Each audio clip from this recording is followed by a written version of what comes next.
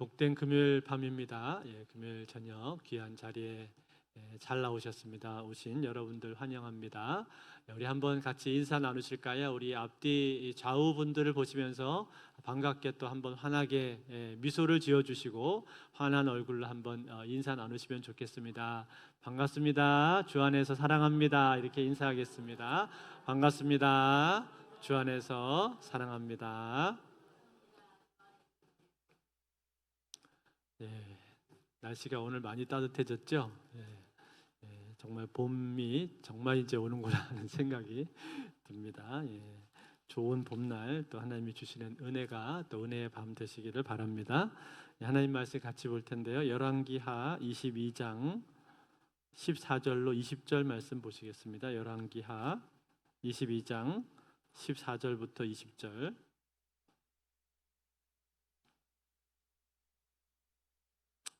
구약성경 602쪽에 있습니다. 열왕기하 22장 14절부터 20절까지 말씀을 한 절씩 교독해서 읽겠습니다. 이에 제사장 힐기야와 또 아히감과 악볼과 사반과 아사야가 여선지 훌다에게로 나아가니 그는 하라스의 손자 디과의 아들로서 예복을 주관하는 살룸의 아내라. 예루살렘 둘째 구역에 거주하였더라. 그들이 그와 더불어 말하매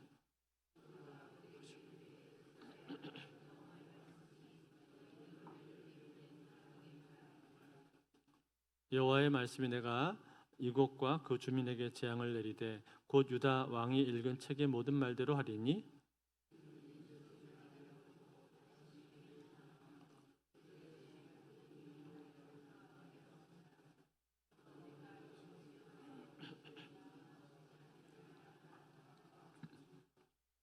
너희를 보내 여호와께 묻게 한 유다 왕에게는 너희가 이렇게 말하라.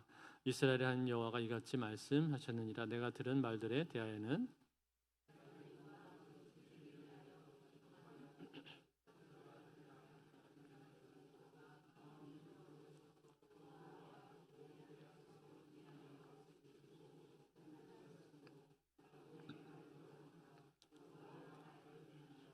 같이 읽겠습니다.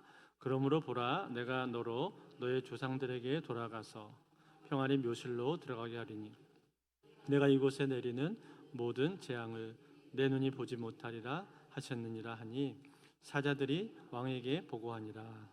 아멘.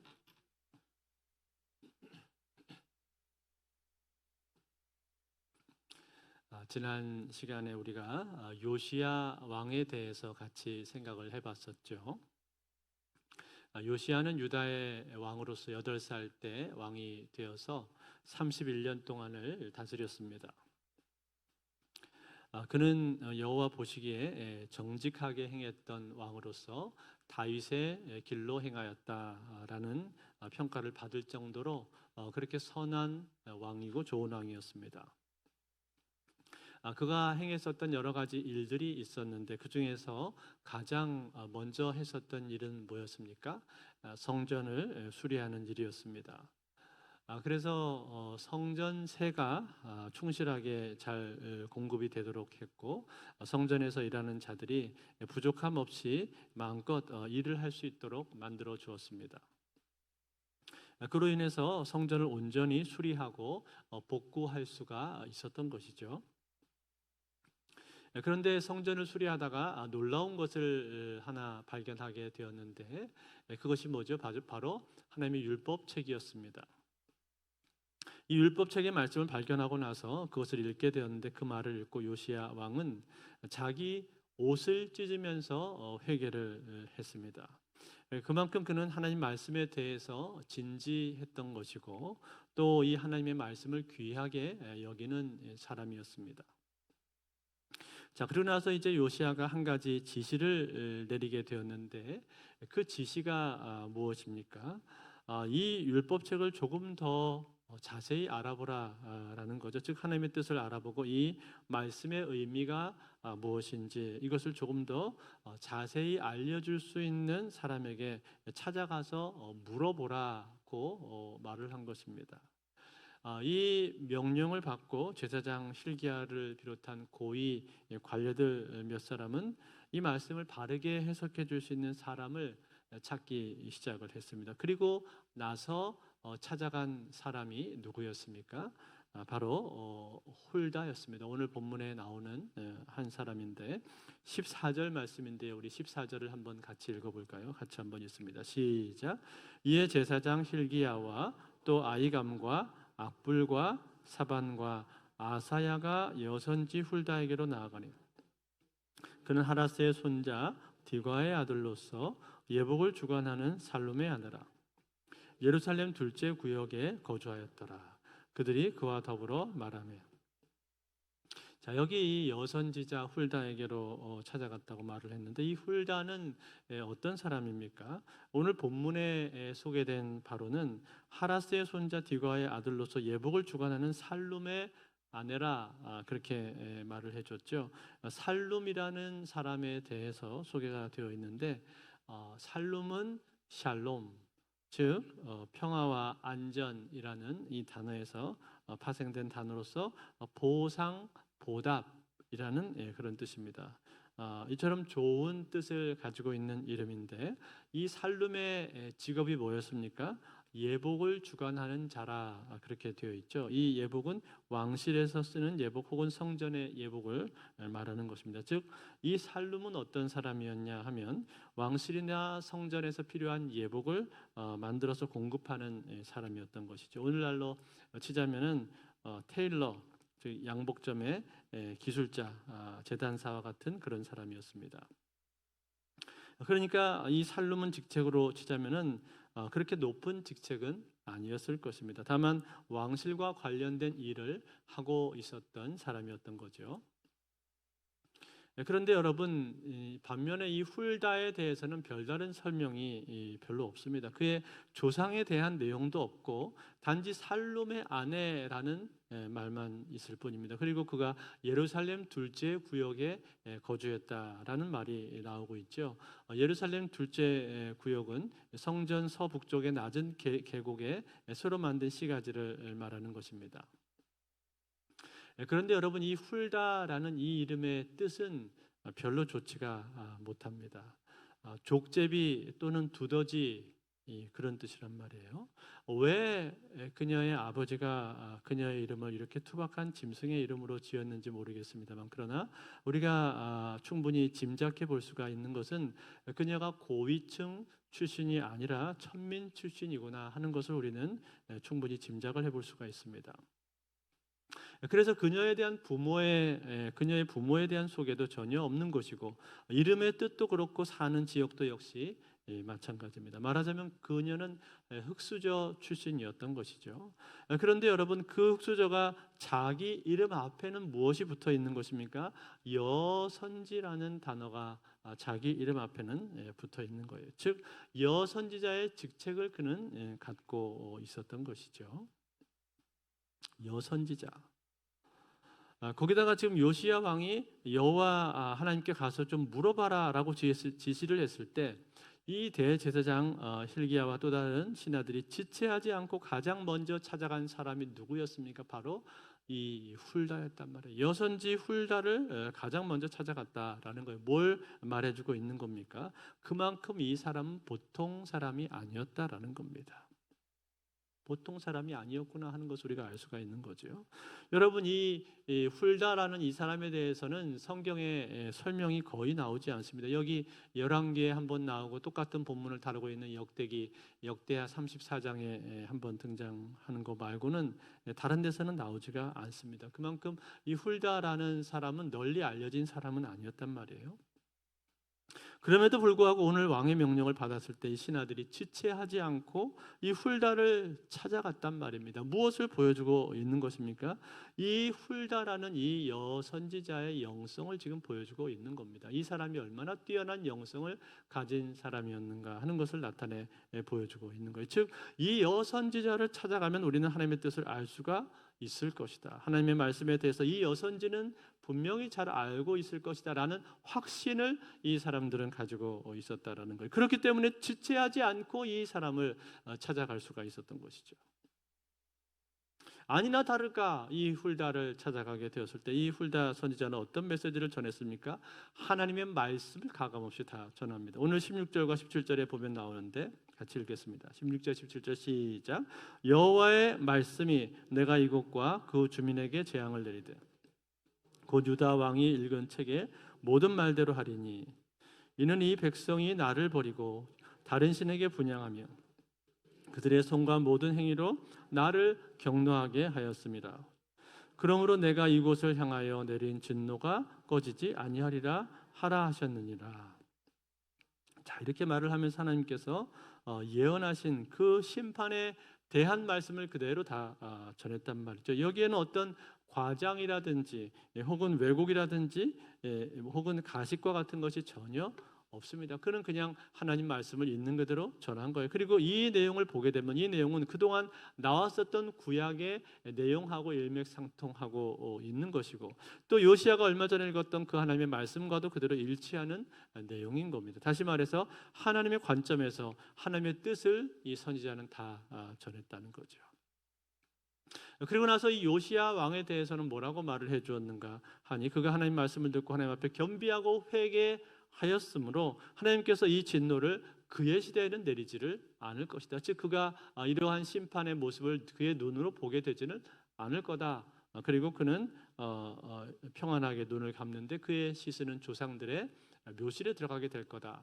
라고 말을 하면서 이 요시야 왕에 대해서는 축복의 메시지를 전해 주었죠. 이것이 훌다 선지자가 전한 메시지였습니다. 사랑하는 성도 여러분, 오늘 본문에 나오는 이 훌다 선지자의 모습이 이렇게 나오는데요. 이 훌다는 우리에게 참 중요한 인사이트를 주고 있는 사람이다라는 생각을 합니다. 그것이 무엇일까요? 제일 첫 번째는 무엇인가 하니 이 훌다를 통해서 우리가 배울 수 있는 첫 번째가 있는데 그것은 바로 이 훌다라는 사람은 영성이 살아있는 사람이었다라는 겁니다. 영성이 살아있었습니다. 그런 환경이나 집안이나 출신 배경으로 보자면 사실 별 볼 일 없는 사람입니다. 즉 이렇다 할 만큼 내세울 만한 것을 갖고 있는 그런 사람이 아니었다 그 말이에요. 그런데도 놀랍게도 이 사람은 뛰어난 사람이었습니다. 왜요?